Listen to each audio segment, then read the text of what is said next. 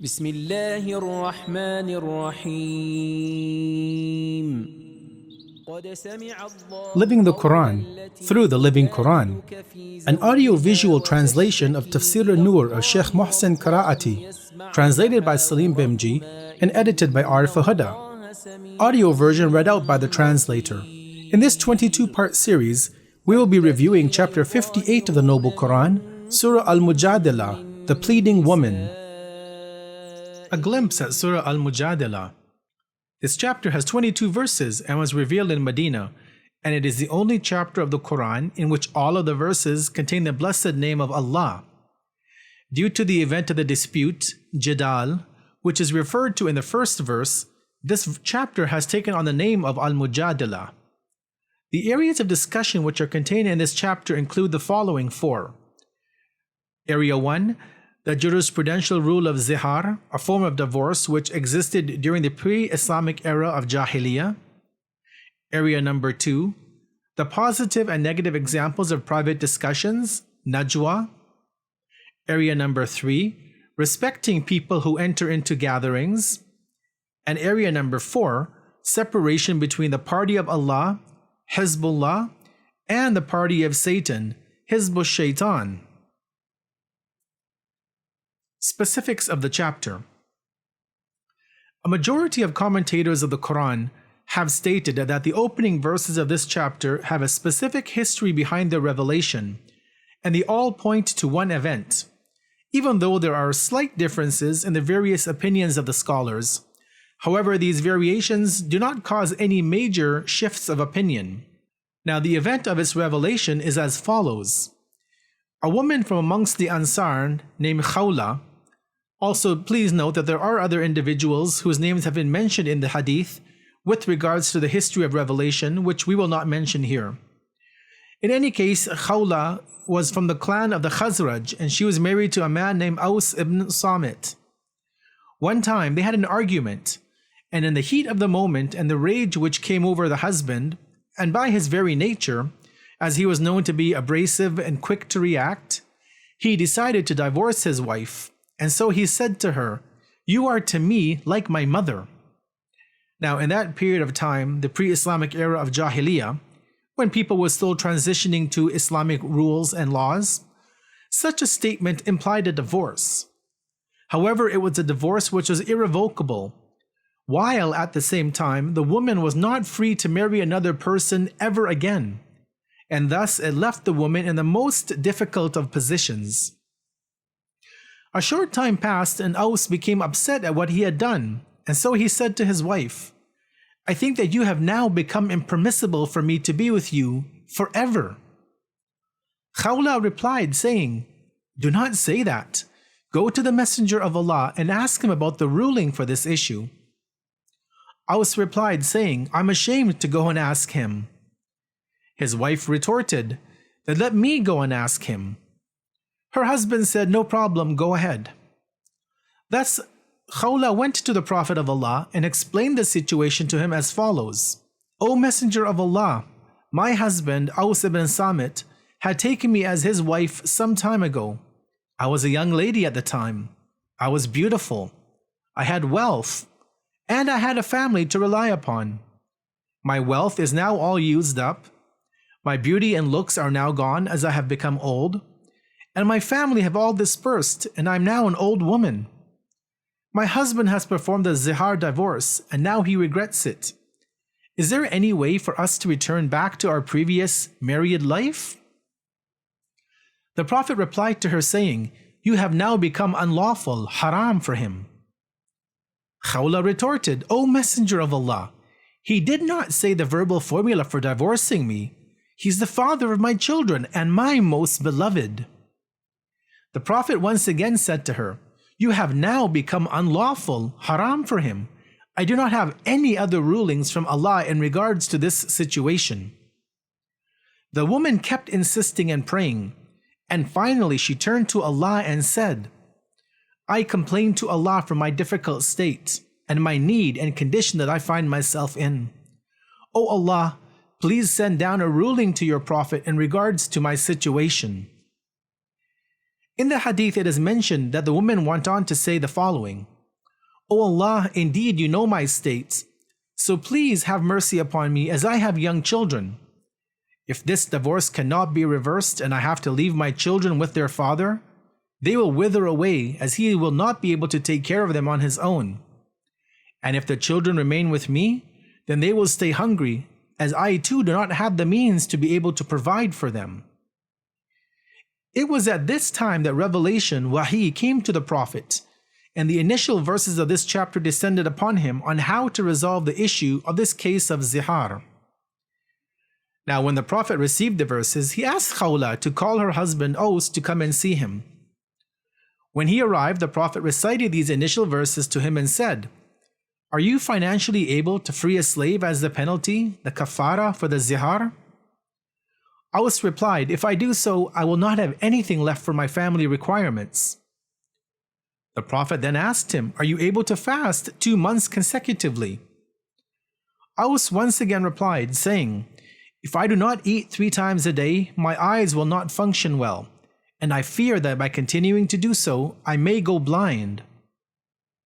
The Prophet then asked him, Are you able to feed 60 poor people? To this, Aus said, I can't do that either unless you help me in doing so. To his response, the Prophet replied, I will help you and give you 15 sa'ah.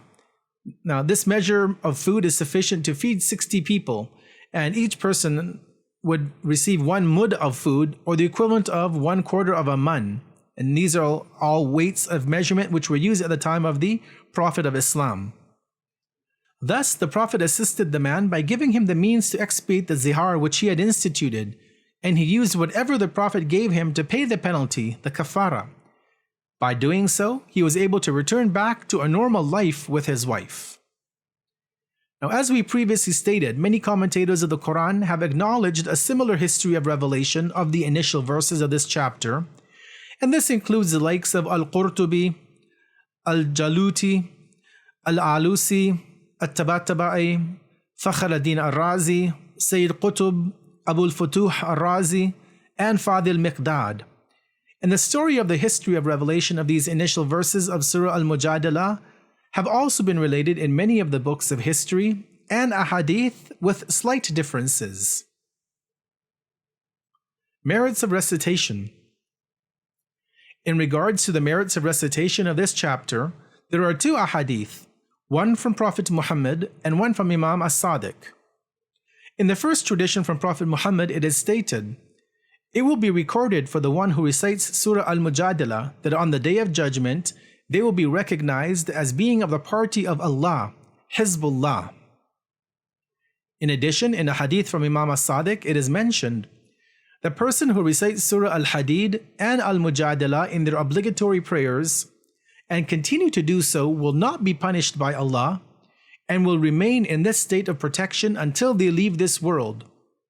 Nor will they see any evil coming to them, nor to their family, and they will never face poverty. Now, the aptness of the content of these 2 chapters and the subsequent rewards which are mentioned in this hadith become clear and evident when we reflect on the rewards which are promised. And this shows that the purpose of recitation is to implement the contents of these chapters in one's life, not just an empty recitation without thought and action. We will conclude with listening to the Arabic of Surah al-Mujadilah, followed by the English translation of this chapter, and God willing, in our next installment, we will review verse number 1. أعوذ بالله من الشيطان الرجيم بسم الله الرحمن الرحيم قد سمع الله قول التي تجادلك في زوجها وتشتكي إلى الله والله يسمع تحاوركما إن الله سميع بصير الذين يظاهرون منكم من نسائهم ما هن أمهاتهم إن أمهاتهم إلا اللائي ولدنهم وإنهم ليقولون منكرا من القول وزورا وإن الله لعفو غفور والذين يظاهرون من نسائهم ثم يعودون لما قالوا فتحرير رقبة من قبل أن يتماسا ذلكم توعظون به والله بما تعملون خبير فمن لم يجد فصيام شهرين متتابعين من قبل أن يتماسا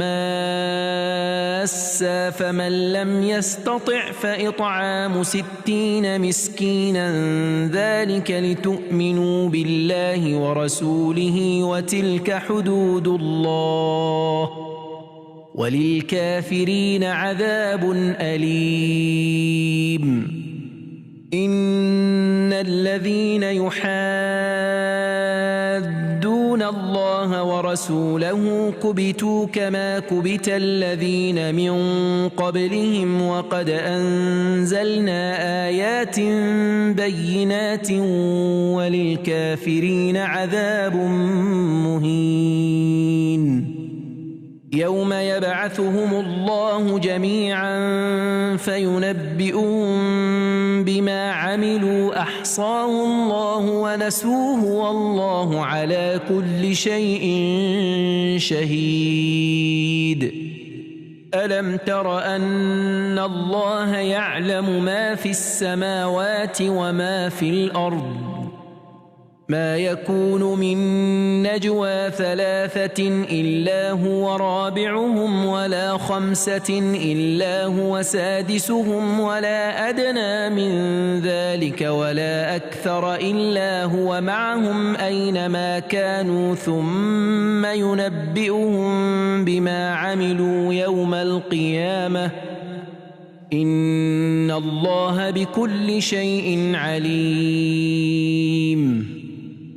ألم تر إلى الذين نهوا عن النجوى ثم يعودون لما نهوا عنه ويتناجون بالإثم والعدوان ومعصية الرسول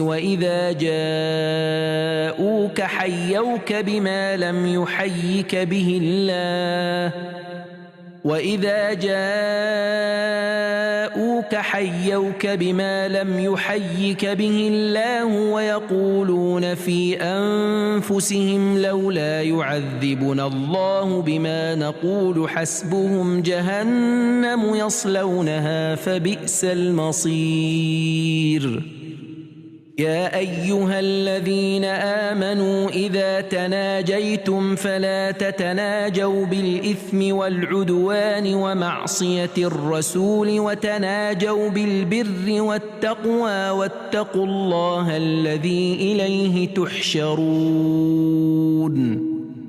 إنما النجوى من الشيطان ليحزن الذين آمنوا وليس بضارهم شيئا إلا بإذن الله وعلى الله فليتوكل المؤمنون يا أيها الذين آمنوا إذا قيل لكم تفسحوا في المجالس فافسحوا يفسح الله لكم وإذا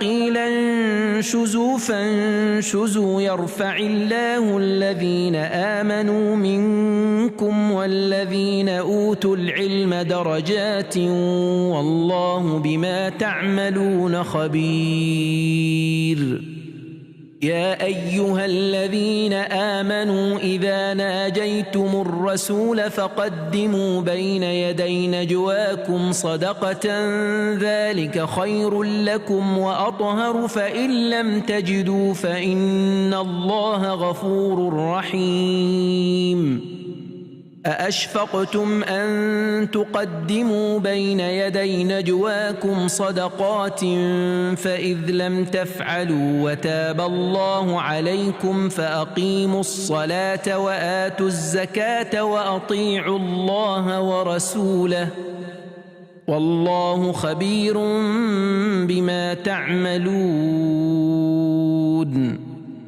ألم تر إلى الذين تولوا قوما غضب الله عليهم ما هم منكم ولا منهم ويحلفون على الكذب وهم يعلمون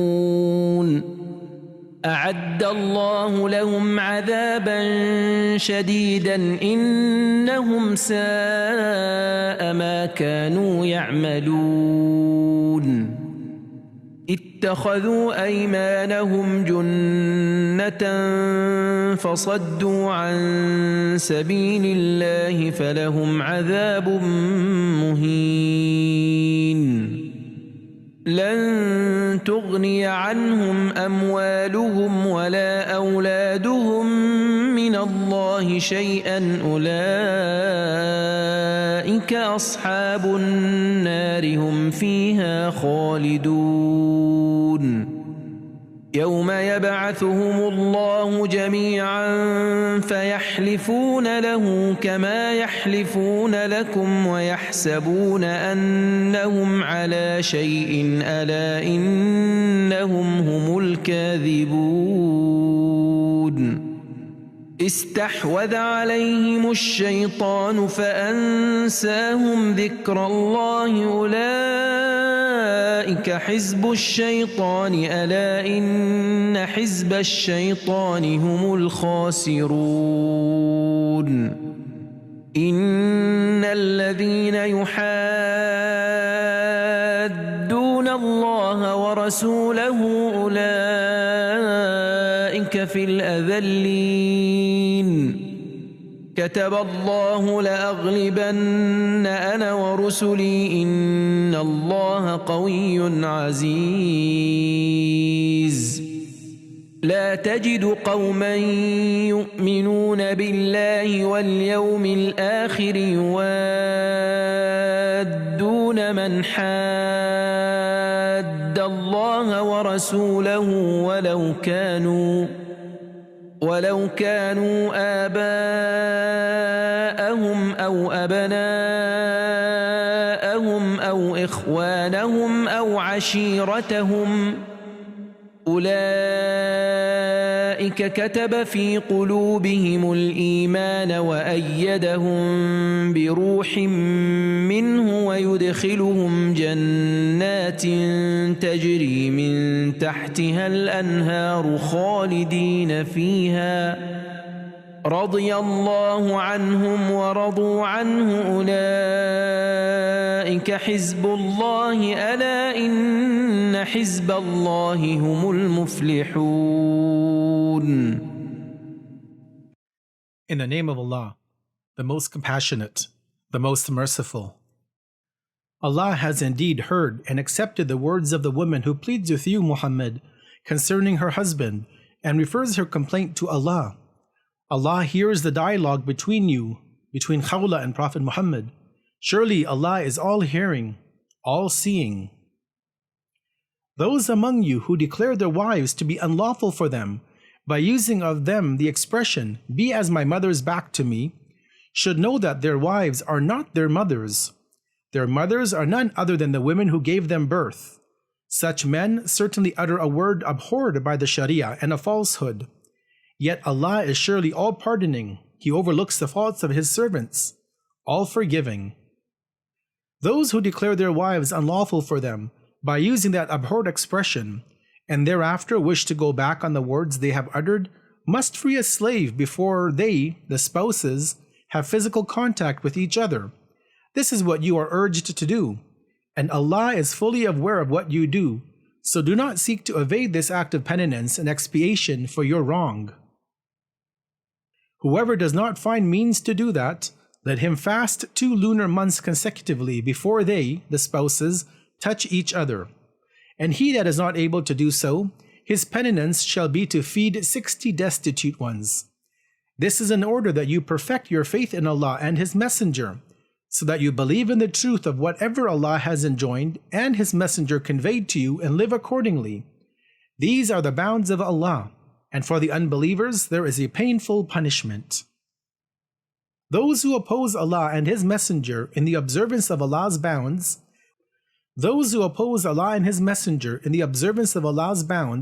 will certainly be abased in the world, even as those who did likewise before them were abased. We have certainly sent down clear revelations to guide you to happiness in both worlds. And for the unbelievers there is a humiliating punishment. On the day when Allah will raise them all from the dead, and make them truly understand all that they did in the world, and call them to account.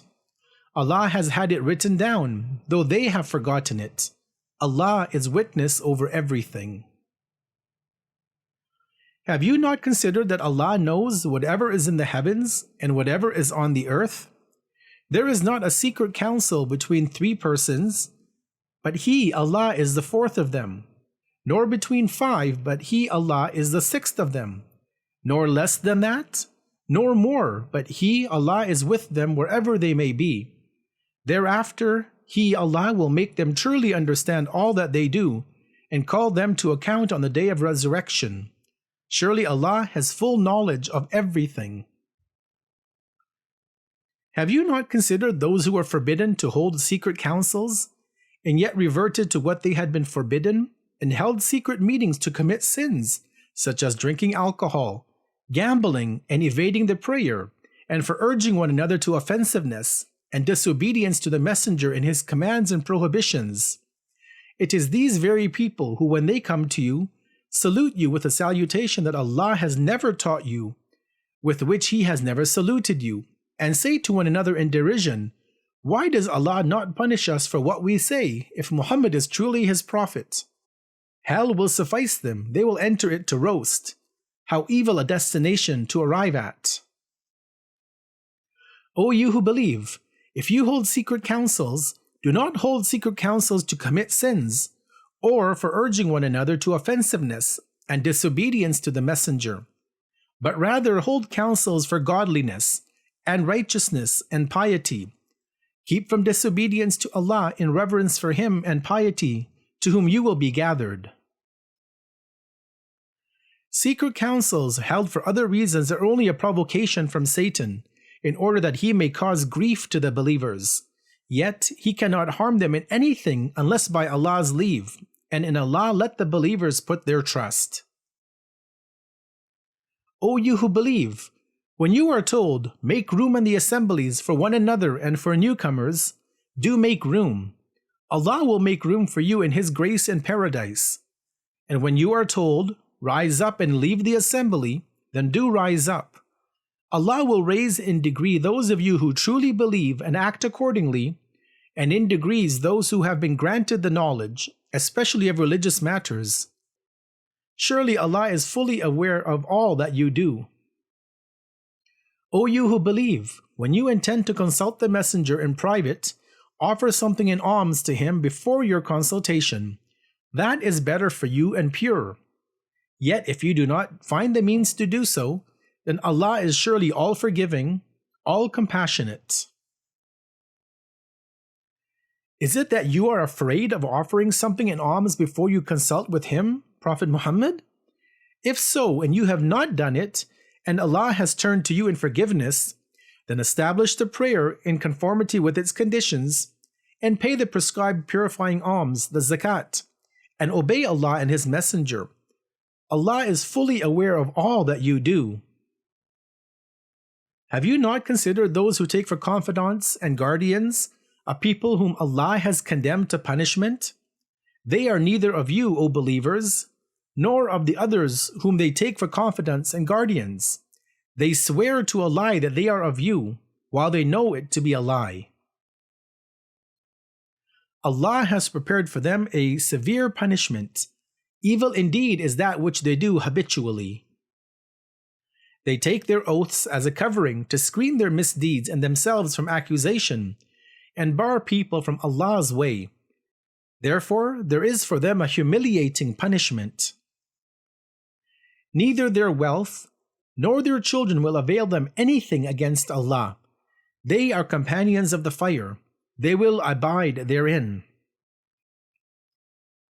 The day when Allah will raise them all from the dead, they will swear to Him as now they swear to you.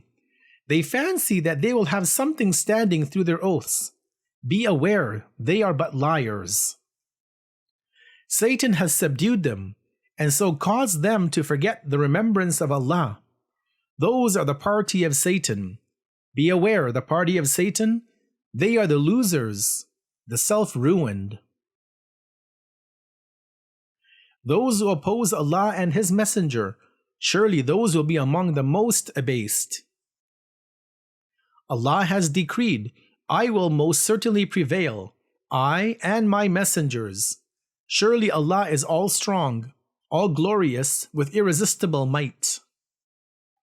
You will never find a people who truly believe in Allah and the Last Day, loving toward those who oppose Allah and His Messenger, even if they be their own parents or their children, or their brothers and sisters in their clan. Those are they in whose hearts Allah has inscribed faith and has strengthened them with a spirit from Him, which is the source of their spiritual vigor and intellectual enlightenment. And He will admit them into gardens through which rivers flow, therein to abide. Allah is well pleased with them, and they are well pleased with Him. Those are the party of Allah. Be aware, the party of Allah are those who are prosperous.